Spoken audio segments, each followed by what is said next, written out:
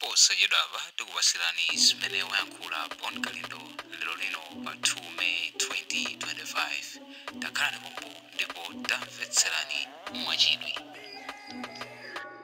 The DC ng'alulization yathu ya lero tikumbukira kwambiri kapena tigonapo pa nkhani yokhuza anthu ogwira ntchito poganizira kuti dzulo lidali Labour's Day, siku limene anthu onse ogwira ntchito pa dziko lonse lapansi amachita celebrate komanso kutula nkhawa zawo ku maboma awo osiyanasiyana pa dziko lonse lapansi.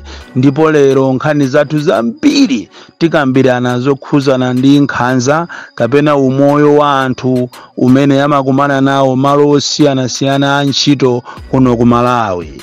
Koma mwina tisanafike kumeneko ndafuna ndikuuzeni a Malawi kuti uku nkulengeza koyamba kuti posachedwapo pompano ife a Malawi First komanso a 4 Regions Organization ndi mabungwe ena akufuna kwabwino tipita pa nsewu kuti tikakakamize bungwe limeneli la Malawi Electoral Commission kuti alole zipani zosiyanasiyana komanso a Malawi kuti kukhale independent auditing, anthu adziwe chilungamo chimene chili mkatikati mwa mavoti amene wawo, kodi anthu amene alembesa ndi angati, kodi zimene momo nambala imene ilimoyo ikuchita reflect kuti ndi a Malawi.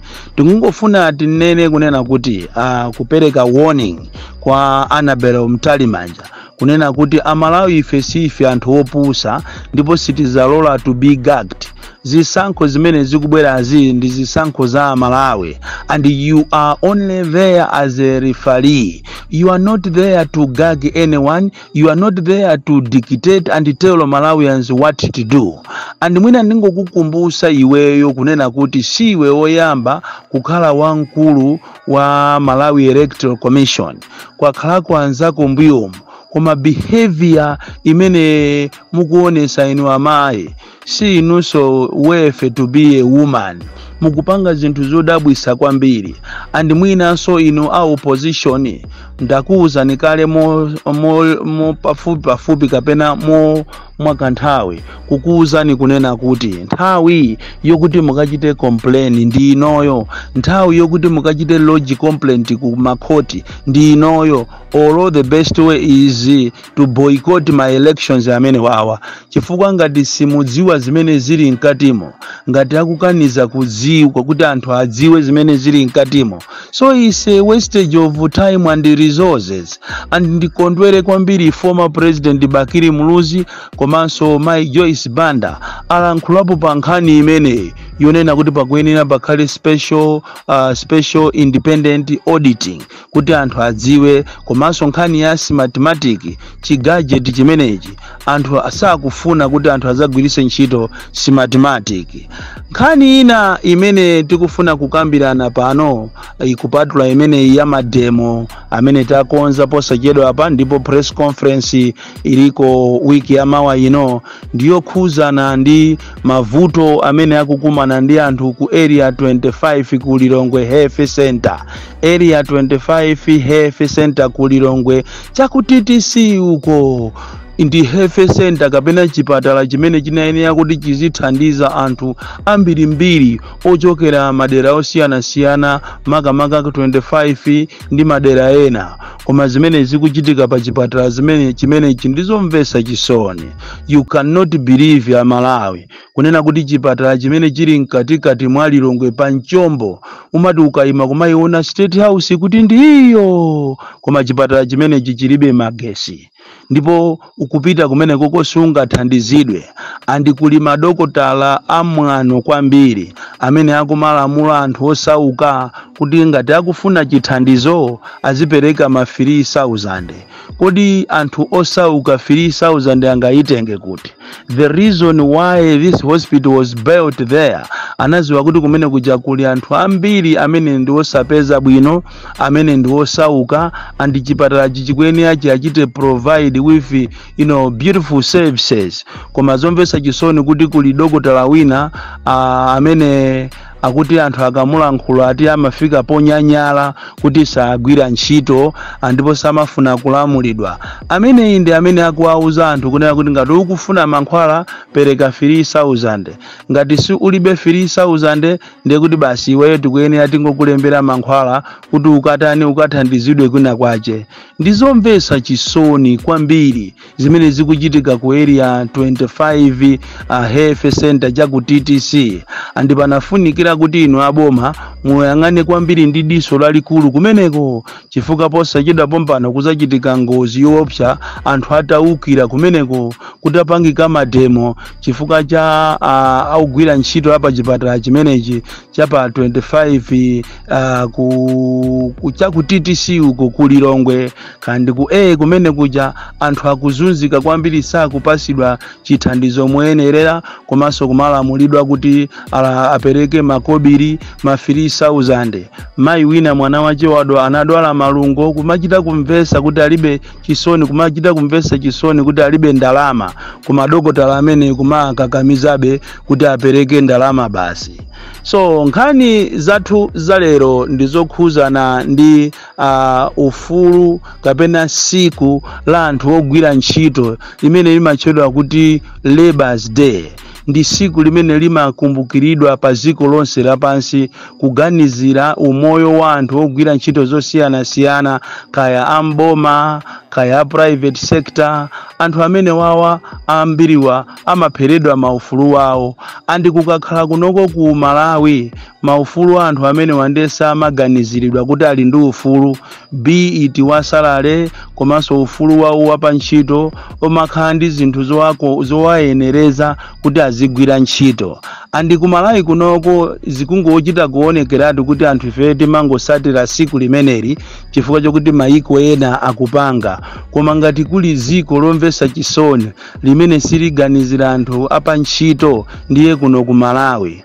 Andi mwinaso kukanakhala bwino siku limeneli likanangosekedwa, siku limeneli likanangosiyidwa osamachitidwa commemorate, koma ndizomvesa chisoni kuti even the whole president anali nawo pa mkumano wa anthu amene wa kuchita commemorate Labour's Day. Andi yeti akuziwa kunena kuti anthu ambiri amboma ngakhale a private sector ndalama yawo ndiyochepa andi si kufikaso mulingo umene iwo aboma anaukhazikisa.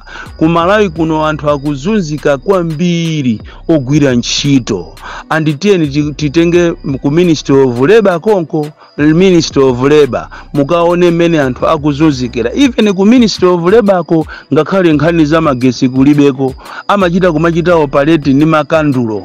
Ma department yawo kuja amachita za compensation kumene kujako is the most hit area. So muzifuse ya Malawi kunena kuti kodi reason yomachita commemorate siku limeneli when kwa nyake ku akulephera kuti achite uplift ma lives ya anthu ogwira ntchito yawo, ma civil servants. Kuli bwanji inuyo aku private sector, kuli bwanji inuyo amene mmagwira ntchito mwenye, kuli bwanji inuyo ma driver, kuli bwanji inuyo ogwira ntchito zosiyana-siyana, ma workers akuzunzika kwambiri. Ndipo ine nimamva chisoni kunena kuti tili ni nyumba ya malamulo imene ili ndi aphungu amene solero ena mwa iwo akugwa koma abwerera ku parliament enawo sangapange malamulo onena kuti kunja kuno munthu ogwira ntchito azimva kukoma. Ngati kuli kuenjezera malipiro ndiye kuti amaenjezera awo. Andine nimayembekezera kuti president mene anapita kumwambo umenewu anayenera alamule iyeyo ngati president kuti anthu onse ogwira ntchito aenjezeredwe mwina salary ndi 100% or 200%. Koma masalary amene amaenjezeredwa ndi anthu andale, ndi anthu aku parliament basitu, palibe amene amaenjezeredwa salary ndi anthu amene wawa. Andi 20% ija amanena ija titaifufuza ifeyo Amalawi first. Tapeza kuti so si 20% yayi mwinaso ndi 17.3% imene anthu aenjezeredwa. Kuyiwalira kunena kuti zinthu zinadula kwambiri ndipo masiku ano ndalama olo 100,000 ndiyo panda ntchito. Andi ye expected kunena kuti ndi mmene chakwera au maufunira udindo, ndi mmene ankaufunira udindo nthawi zimene zijazo plus ma promises onama akanakhala munthu woyamba kuwaganizira anthu ogwira ntchito. Tikapita m'bomamu ndiye imeneyo muisiye nkhani imeneyo ya m'bomamu, chifukwa even ma union yathu Malawi Congress of Trade Union kuli asogoleri ofoira kwambiri amene ena mwa iwo ambiri amangokhala kuti ali bribed, amangolandira ndalama mmene amalandirira makampani ngati Malawi Bureau of Standards, akamapita kuti akayang'ane kodi milingo ya zinthu ikuyenda bwanji, akayang'ane ukhondo wa ma rest house, ma hotelo, zakudya zokumwa, amangolandira ndalama. The same way Malawi Congress of Trade Union leaders, they are so pathetic because iyo amangoganizira za mimba mwawo, saganiziraso za anthu ogwira ntchito, kuti kodi anthu ogwira ntchito tiyathandizira bwanji. Mwina atu nthawi imeneyo ya Bakiri Muluzi, ya Bingwa Mutalika, Amayi Joyce Banda ndi Peter, mwina mawekazi anamvako kampang'ono. Komanso mwina nthawi imeneyo kuli ma leaders ngati Luther Mambala, komanso Elia Kampinda Banda, at least mwina mawekazi anamvako bwino. Koma this time around tini mawekazi akhwangwala okhaokha, ma union leaders akhwangwala amene angolandira ma instructions kuchokera kwa andale, kuyiwalira kunena kuti azinzawo ogwira ntchito zosiyana-siyana akuzunzika. Andine nimamva chisoni kunena kuti Amalawi sitimafuna kuyima pa chilungamo, kufuna kuwalankhulira anzathu ena. Lero li anzathu ena akulandira ndalama yomvesa chisoni kwambiri, yomvesa chisoni. And even the Minister of Labor and the Minister himself anayenera kuti mukhale pa country wide tour, muone, muyambe kuma estate, muone umoyo wa anthu ogwira ntchito kuma estate, muone mwenyemu, muone makaa haya, muone mabekare. Pali mabekare ena amachita kuwasekera anthu, azimwa amazi amanyi kumene koko mazi okuti ali ndi bibi zija zinachitika ku area 18. Kuli Bakers Pride ku Blantyre kukulimbi imene yakhala ikumwesa anthu ake ogwira ntchito mazi osakhala abwino, ndipo umboni ulipo overwhelming monga mene ananenera amibawa mujamo. Taona kuti ngati kuli TV station imene imayimaso pa chilungamo ndi mibawa, yanena chilungamo kusiyana ndi atolankhani ena a nyumba zina zoulusa mawu, angopita kumene kumana ndi amwenye ndikulandirako ndalama ndikumapita nkhani zija osatani osaziulula. Andi kuli nkhaza zambiri kupatula zimene ziza bibizi, kuli nkhaza zonena kuti galimoto ya bread ikangoonongeka amene amayikonza ni mawekazi. Galimoto kungophulika tayala, amagula tayala limene ni mawekazi, amwenyaja amakanira. Kodi tunkhaza zitu zilingakhale tolo kwa ma truck drivers. Ma truck drivers galimoto kungoonongeka, kapena tayala kuphulika, kapena katundu amene ananyamula kunyowa, amanena kuti zimenezo ndi shauri yako, ine sizikundikhuza. So ine nimaona ngati siku ilili la Labour's Day ndi siku limene lilibe meaning kuno ku Malawi, chifukwa ngakhale asogolera athu amene anayenera kuti azichita uplift lives of a worker, lives of workers amene alibe nazo ntchito, amangoganizira za iwo. Inu munati mukampeze driver inu akukaa haya, muzagwesa nsonzi. Ma drivers akuvutika kopya, ma drivers ambiri ajawo amwenyaje musamango aona ndi anthu oyipa, ndipo ena aja amangoona kupemphera mu Chisilamu. Faje mpingo wa Chisilamu ni mpingo umene umakonda mtendere ndi chilungamo, koma akuzuza ma driver awo sama alemba ntchito, amango alemba ganyo kuwapa saso mwina 9,000 10,000 pa mwezi. Andi yemweyo ali ndi banja, ali ndi ana, kodi munthu amene akagwira bwanji ntchito? Andi tithokoze ma company, ma individuals amene mmati mukachita ka haya, mukamakapanga haya la magalimoto, mmapereka ndalama over 60,000 za munthu amene akuyendesa galimoto. Koma afiti akuno kwa Malawi ophatikizana ndi amwenye amakaitenga ndalama ija ndikuyisungunula ndikumpasapo driver 10,000 9,000. Chikhaleni cho ainyake antchito apereka ndalama zambiri. Ku Malawi kuno ukapolo suza atha tikuzunzana tokha, tikuzunzana tokha kuno ku Malawi. That is why this country want to develop. This country cannot go anywhere because it nazowerera moyo ozunzana Amalawi tokha.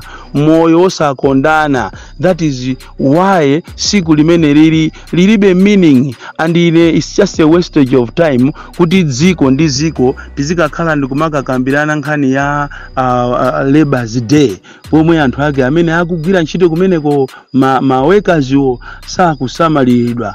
It is completely nonsense. And lero liti mayembekezera kunena kuti timva ma wonders kuti president Zuloli atapita kukakhala nawo pamwambo umene ujawo ndiye kukubalaka ndiye kuti kuwapangika zinthu zimene ziti zikomere anthu ogwira ntchito.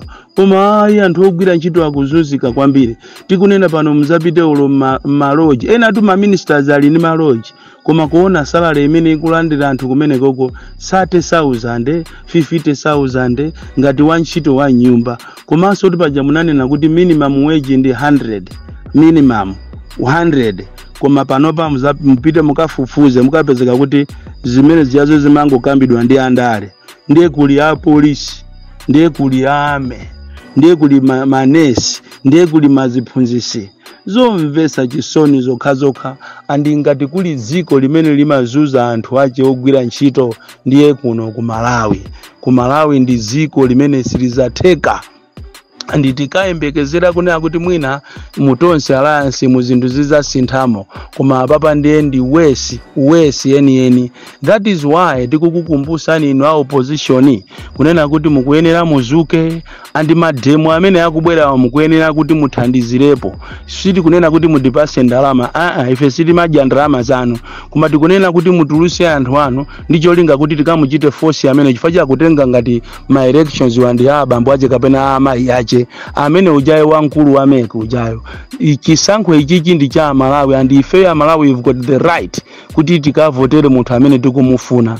Mafilimu amene akupanga jalero ati afuna ati NRB ati apite ku South Africa, ku America, ku Britain akalembese ya Malawi. That's completely nonsense. Chifukwa anthu akhala akumapempha ndayo sei kuti bwanji ifeso nafe mutilembe, nafeso tizavote. Why coming out now? Muziwe kuti amene yonso ndi plot imene yoyo ndi rigging scheme. Ngati muti mupusa nokha. Kodi anthu awatu ndikuuze ni chimene akuphera na olo ma primary muja nkhondo zonse zija ndi makobiri anu, palibe poso china chilichonse. That is why anthu amene akupanga mafilimu kumatulusa anthu ngakhale mu ndende osatchula mayina awo, osatchula kuti anthu amene wandi ndani ni ndani, kuabisa chifukwa akuziwa kunena kuti pano pa chiseko cha apana akufuna aoneke ngati anthu abwino, kumatulusa anthu amene ali azibale awo chifukwa chofuna kuti akonderedwe. Kodi ku State House kwaphweka kwambiri, ku State House kwaphweka anthu angopanga zimene akufuna. So ndikuchenjezeni inu a Malawi, kamaso ndikumemeni inu a Malawi kunena kuti posachita pompano tilengeza mademo country wide, national wide demonstrations. Siti kufuna systematic, komanso tikufuna independent audit kuti ikaunike kodi mu voters roll muli anthu angati, ndipo zimene zizi zikuyenda bwanji. Osakhala zomatitengera ife ku mtumbo kapena kumatitengera ife ku chingwe ngati ndife njoka. Ayi, Amalawi akufuna adziwe chilungamo kodi zisankho zikuyenda bwanji. Otherwise inu a opposition mukamapitiriza kukula mtima kumanena kuti ife tizayenda toka wina afune asafune komano ife tikapezeka pa ballot. Tazipangani zimenezo, kaya mwasambiridwa mankhala, kaya mwatopepetulidwa, koma siku lake ndi limodzi muzaziziwa, muzaziona, muzalira, muzafwenthera, ndipo muzandikumbukira kuti wamisala uja ankanena na chamba uja ankanena, mutaziona zinthu zitavuta. Nikalinda the DC mwana uopsha kwambiri, the most deadly and dangerous child from Jeza Village T Mamuka Box 76 Mulanje, Malawi, Southern Africa.